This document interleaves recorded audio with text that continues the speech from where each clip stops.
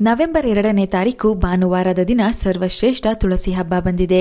ಈ ದಿನ ತುಳಸಿ ದೇವಿಯನ್ನು ಹೇಗೆ ಪೂಜಿಸಬೇಕು, ಪೂಜೆಗೆ ಶುಭ ಸಮಯ ಯಾವುದು, ಯಾವ ತಪ್ಪುಗಳನ್ನು ಈ ದಿನ ಮಾಡಲೇಬಾರದು, ತುಳಸಿ ಪೂಜೆಯಿಂದ ಯಾವೆಲ್ಲ ಕಷ್ಟಗಳು ದೂರವಾಗುತ್ತದೆ ಎಂದು ಈಗ ತಿಳಿಯೋಣ.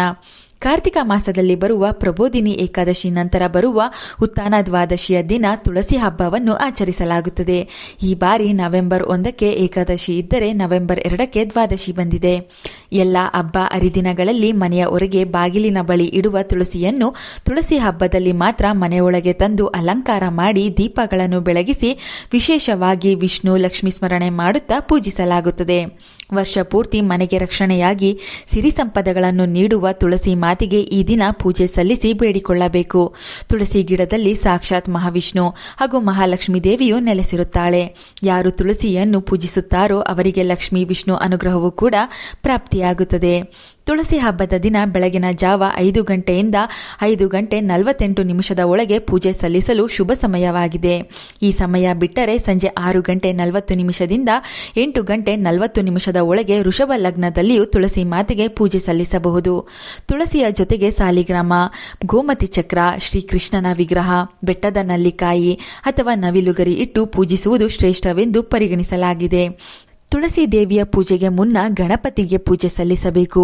ಬಳಿಕ ಮನೆ ದೇವರನ್ನು ಪೂಜಿಸಿ ತುಳಸಿ ಹಾಗೂ ಶ್ರೀ ವಿಷ್ಣುವಿಗೆ ಪೂಜೆ ಸಲ್ಲಿಸಬೇಕು.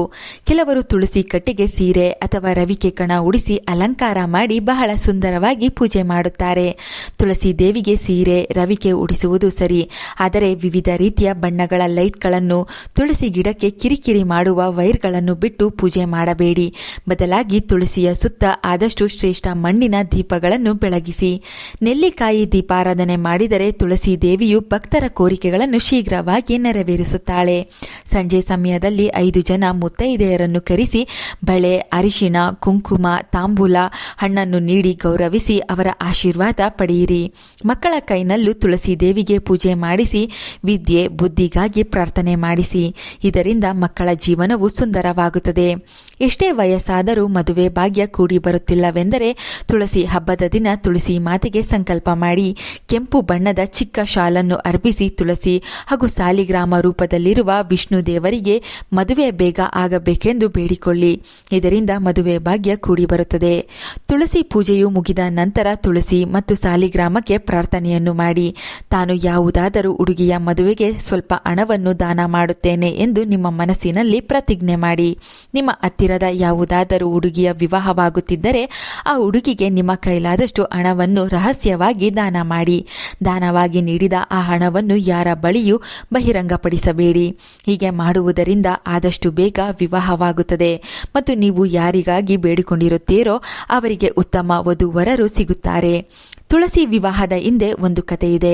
ಕಾಲನೇಮಿ ಎಂಬ ರಾಕ್ಷಸನಿಗೆ ಬೃಂದ ಎಂಬ ಮಗಳಿರುತ್ತಾಳೆ. ಮಹಾವಿಷ್ಣುವಿನ ಪರಮ ಭಕ್ತೆಯಾದ ಅವಳು ರಾಕ್ಷಸನಾದ ಜಲಂಧರನನ್ನು ವಿವಾಹವಾಗುತ್ತಾಳೆ. ಅವಳ ಪತಿ ಜಲಂಧರನು ದೇವತೆಗಳನ್ನು ಪೀಡಿಸಲು ಆರಂಭಿಸಿದಾಗ ಶಿವ ಹಾಗೂ ಜಲಂಧರನ ನಡುವೆ ಯುದ್ಧ ನಡೆಯುತ್ತದೆ.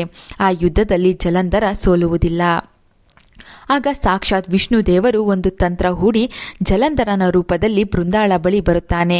ಬೃಂದ ತನ್ನ ಪತಿಯೆಂದು ತಿಳಿದು ಜಲಂಧರನ ರೂಪದಲ್ಲಿರುವ ಮಹಾವಿಷ್ಣುವನ್ನು ಸ್ಪರ್ಶಿಸುತ್ತಾಳೆ. ತನ್ನ ಪತಿಯಲ್ಲ ಎಂದು ತಿಳಿದ ಮೇಲೆ ಜಲಂಧರನ ರೂಪದಲ್ಲಿರುವ ಮಹಾವಿಷ್ಣುವಿಗೆ ನೀನು ಕಲ್ಲಾಗಿ ಹೋಗು ಎಂದು ಶಪಿಸುತ್ತಾಳೆ.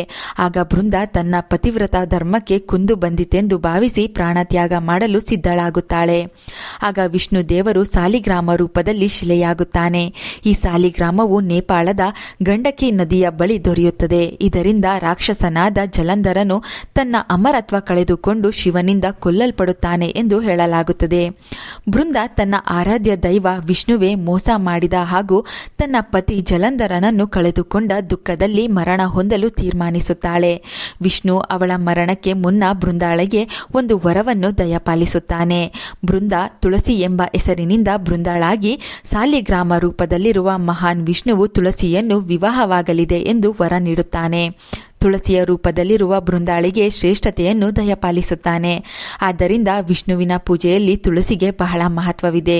ತುಳಸಿ ಪೂಜೆಯಲ್ಲಿ ವಿಷ್ಣುವಿಗೆ ಪೂಜೆ ಸಲ್ಲಿಸುವುದರಿಂದ ಶುಭ ಫಲಗಳು ದೊರೆಯುತ್ತದೆ ಎಂಬ ನಂಬಿಕೆ ಇದೆ. ಪುರಾಣ ಕಥೆಗಳ ಪ್ರಕಾರ ಕಾರ್ತಿಕ ಮಾಸದ ಶುಕ್ಲ ಪಕ್ಷದ 12ನೆಯ ದಿನ ತುಳಸಿಯ ವಿವಾಹವಾಯಿತೆಂದು ಹೇಳಲಾಗುತ್ತದೆ.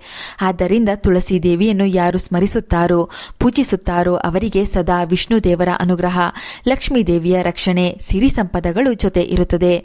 ತುಳಸಿ ಹಬ್ಬದ ದಿನ ತುಳಸಿ ಗಿಡದ ಬುಡದ ಕೊಂಚ ಮಣ್ಣನ್ನು ಹಣೆಗೆ ಇಟ್ಟುಕೊಂಡು ನಿಮ್ಮ ಕೋರಿಕೆಗಳನ್ನು ಕೇಳಿಕೊಳ್ಳಿ. ಹಣ, ಆರೋಗ್ಯ, ವಿದ್ಯೆ, ಉದ್ಯೋಗ, ವಿವಾಹ, ಸಂತಾನ ಯಾವುದೇ ಸಮಸ್ಯೆಗಳಿದ್ದರೂ ಇದರಿಂದ ಕಳೆದು ಶುಭ ಫಲಗಳು ಲಭಿಸುತ್ತದೆ.